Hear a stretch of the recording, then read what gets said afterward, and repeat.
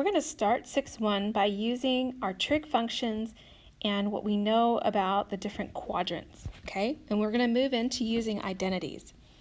So the directions say, use the given values to evaluate, if possible, all 6 trig functions. So if I look at this, secant is -3/2, tangent is 0. Okay, so let's think about this. Secant, remember, is r over x, right? It's the hypotenuse over x. So the r value is always positive, always. But the x value could be negative, right? So if the x value is negative, that kind of gives me a hint as to what quadrant I'm in. So if the secant is negative, that means that x is negative. And then I look at tangent. It says tangent is greater than 0. Well, tangent is y over x. So for that to be greater than 0 or positive, that means that both of them have to have the same sign. So if x is negative, that means y is negative. So I'm going to visualize this. If x is negative, y is negative. That only happens in quadrant 3. So I draw in my reference triangle, and I recognize that my r is my hypotenuse, and x is -2. And then I can figure out the y value. I know it's going to be negative, but I'm going to use Pythagorean theorem to find that. So I know that a squared plus 2 squared is 4 equals 9, right? So a squared is 5. So I know that this side is -5, and I know it's negative because it's quadrant 3. All right, from there I can find my 6 trig functions and using my sides that I know. So I know that the sine of u is opposite over hypotenuse. Cosine of u is adjacent over hypotenuse. Tangent is opposite over adjacent.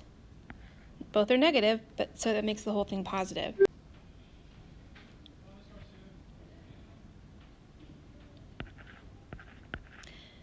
Cosecant of u is just the reciprocal of sine, so it'd be -3 over the square root of 5, but if I rationalize that, which I always have to, it's 3 square roots of 5 over 5, negative. Secant they gave me, and then cotangent of u would be 2 square roots of 5 over 5 when I rationalize it. All right? Now, let's look next at this one. All right, this one, we pronounce this phi. Okay, it's a Greek letter phi. So they're telling us that cotangent is negative. That means that one, y or x is negative. We don't know which one just yet. But they tell us that sine here is positive. Well, sine is the y over r, so that means the y is positive. So if I know the y is positive, but cotangent's negative, that means that the x value has to be negative. So then I think, okay, what quadrant has negative x's but positive y's? Well, that would be quadrant 2. So here's my triangle. Let's figure this out, okay? If cotangent is -5 over 1, I'm assuming, that would be x is -5, y is 1. And then that would make this, so 25 plus 1 square root of that is 20, square root of 26. Okay. Does that make sense that the sine would be square root of 25, square root of 26 over 6? Yes.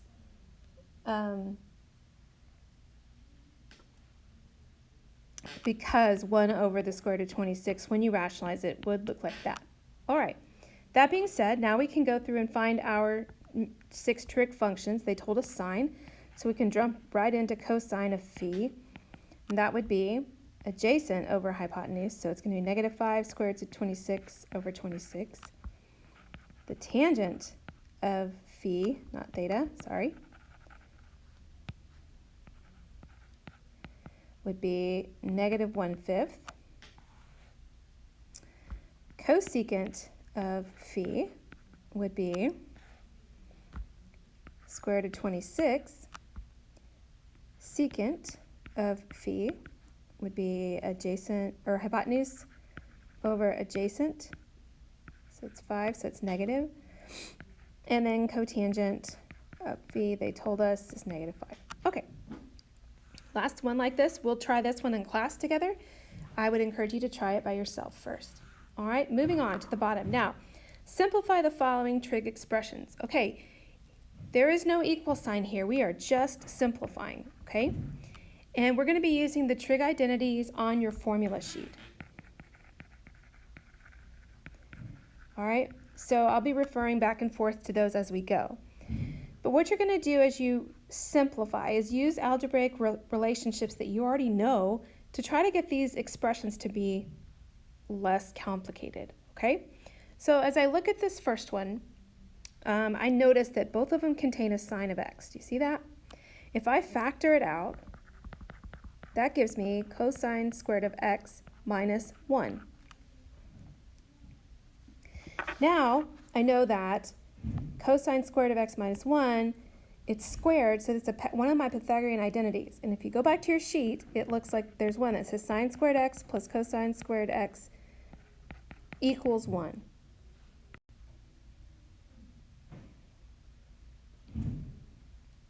If I can do some rearranging here, if I move that 1 over, I'll have sine squared of x plus cosine squared of x minus 1 equals 0, right? And if I move sine squared over so that this looks more like what's in my expression, I have negative sine squared x, right? So I can replace this with negative sine squared x. So I'll have sine x times negative sine squared x, and when I multiply it out, it would be negative sine cubed x. Now, notice that the cube, I just want to point this out, the cube is not on the x, but on the function of sine, okay? So just be aware of that as we move along. All right, now let's try the next one here. It works very similarly. Let's start with what do we have in common? Notice the two terms have a cosecant, right? So I'm going to start by factoring out a cosecant x, and that gives me cosine squared of x minus 1. How that looks familiar, doesn't it? We just did this, right? So if I replace cosine squared x minus 1 with negative sine squared x, let's see what we can do. All right, so I'm going to clean this up a little bit. That negative 1 I'm going to put in the front. Now cosecant, remember, is 1 over the sine of x. And that leaves me with sine squared. So that's really just sine x times sine x, right? So I can cancel one of those out, and that leaves me with negative sine x. And that is my simplified expression. That's what I was going for. Let's try this again. Look at this one. These do not have anything in common when I glance at them, do they? But let's think through this for a moment. I know cotangent of t can be rewritten as cosines and sines. So I'm going to rewrite that. So I'm going to do sine of t plus cotangent. On your chart, you will find that cotangent of t is the cosine of t over the sine of t. That's straight off your formula chart. So cosine of t over the sine of t times that second cosine, right? So now if I simplify that, I have the sine of t plus cosine squared of t over the sine of t. Now, I got to get common denominators if I want this to work, right? So I would need to multiply this term by the sine of t. When I do that, let's see what I get. Okay, I'm going to get, so I'm going to have sine squared of t. Now it's all going to be over sine, plus cosine squared of t. Now this is an identity straight off your chart, one of the Pythagoreans. Sine squared t plus cosine squared t can be replaced with a 1. Isn't that nice? And 1 over sine is also known as cosecant t. So there's my simplified answer. Okay, I want you to try number 4 on your own, and we'll revisit that in class together, see how we did.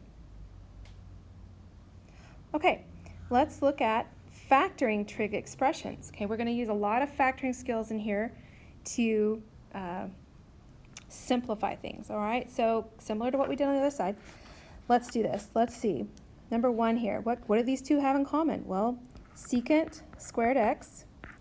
If I take that out, I'll have tangent squared x plus 1, right? So secant squared x plus tangent squared x.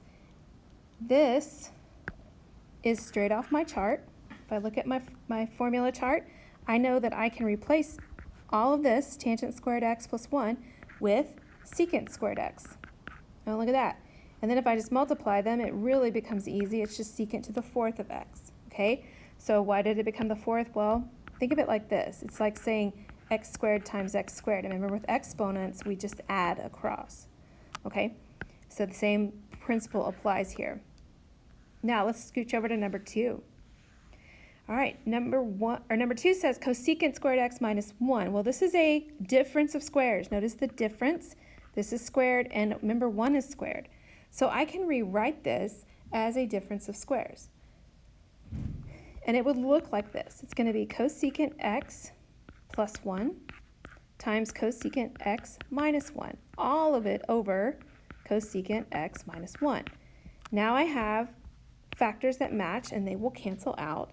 And then my answer, my simplified answer, is just cosecant x plus 1. That's it. Let's try number 3, I'm sorry. Oh, this looks complicated, right? Don't let this one trip you up, all right? Think of this as just factoring. It's just factoring. It's just like the x squared term is on the back end instead of the front end, okay? This one will factor into 1 minus sine squared x times 1 minus sine squared x, all right? And then if I look at my chart, I would know, using my good old Pythagorean identity, remember the cosine squared x plus sine squared x equals 1? If I just move that sign over, isn't that what I have here? So I can replace this with cosine squared x times cosine squared x.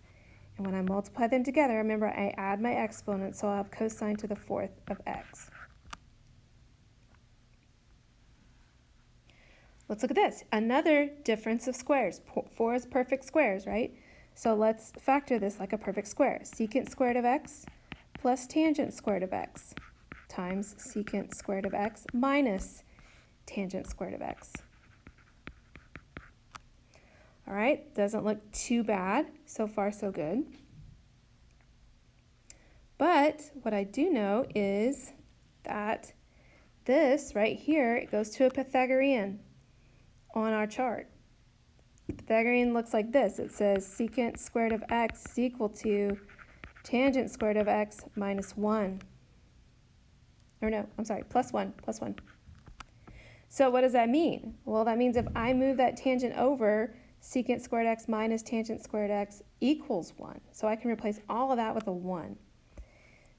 So then it's just secant squared x plus the tangent squared x times 1, which we know will just come out to be nice and pretty secant squared x times tangent squared x. There it is. All right, let's try one more, and then I'm going to let you try these on your own, and we'll revisit them when we get to class, okay? Let's see.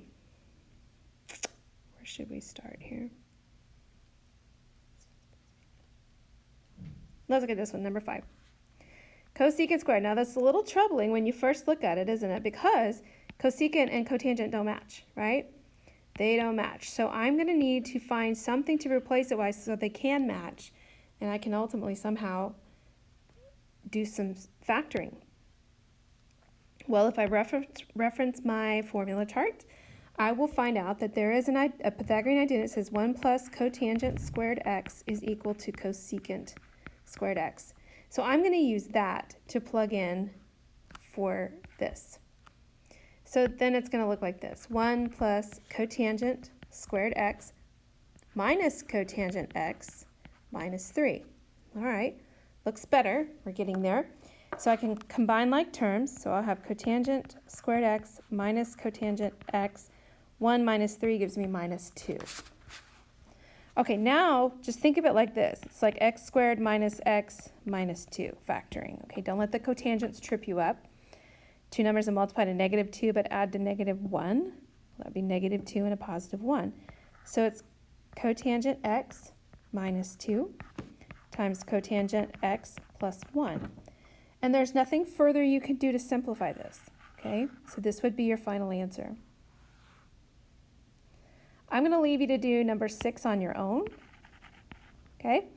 And I'm going to do number 7. I'm going to start it for you, okay? This one, you would start by grouping, okay? You're going to group. So what do these two have in common? Secant squared x. So that would leave me with secant x minus 1. Bring down the minus and a 1, and you'll have secant x minus 1. Okay. All right, you finish it. We'll see you in class and see how you did.